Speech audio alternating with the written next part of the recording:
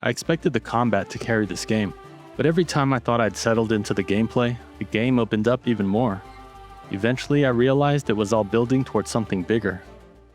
You're tasked with saving a dying desertscape from corruption. Your goal is to restore power to the Bastion, the main hub. At first, it feels like a straightforward action adventure. Enemies are everywhere and you've got a few combat tools. A 3-hit combo, a multi-hit air attack, a kick that creates distance or sends enemies flying off cliffs, a dash for defense and mobility, and 2 healing potions that refill at checkpoints. Then the game throws its first curveball. Your character can morph into an elemental water blob.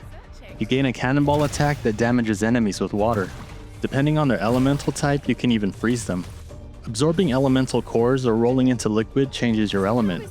And while you're morphed, touching enemies or leaving trails behind can inflict status effects. Honestly, the whole liquid system reminded me a lot of Splatoon. But that's only part of it.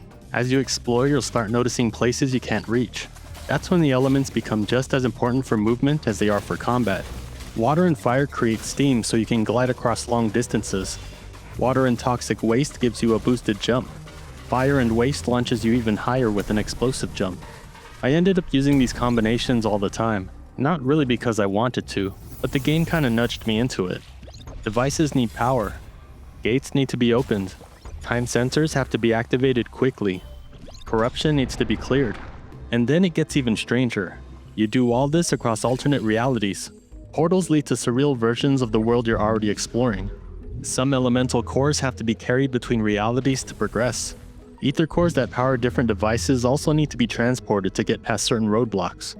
It was kinda mind-boggling at first, but not gonna lie, figuring out these small puzzles made me feel a little smarter. And surprisingly, it didn't slow the pace down too much. Everything you accomplish feeds back into the Bastion. Connecting etheric sources powers up the hub. You unlock new abilities through the skill tree, and the points you earn from enemies and chests are spent there.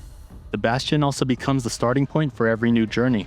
One thing I noticed early on is how little the game holds your hand. Instinctually, I pushed back on not having objective markers, but I understood the vision right away. That's when I started seeing what the game was going for. All these different pieces started coming together. The game was rewarding me for exploring and figuring things out. This game strikes a nice balance between combat, adventure, and mystery. It makes you think, but there's action around every corner, which is a nice change of pace for an impatient puzzle solver like me. The mix of elemental interactions and platforming kept it engaging, and the size of the world made exploring feel rewarding. Sure, I ended up backtracking here and there, but most of that was because I missed some pretty obvious clues. It's a polished experience with a solid length, especially if you enjoy digging into the lore. There's even more to do if you're hunting every chest and skill.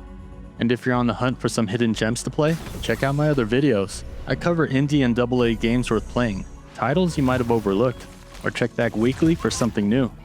Fading Echo is Backlog approved.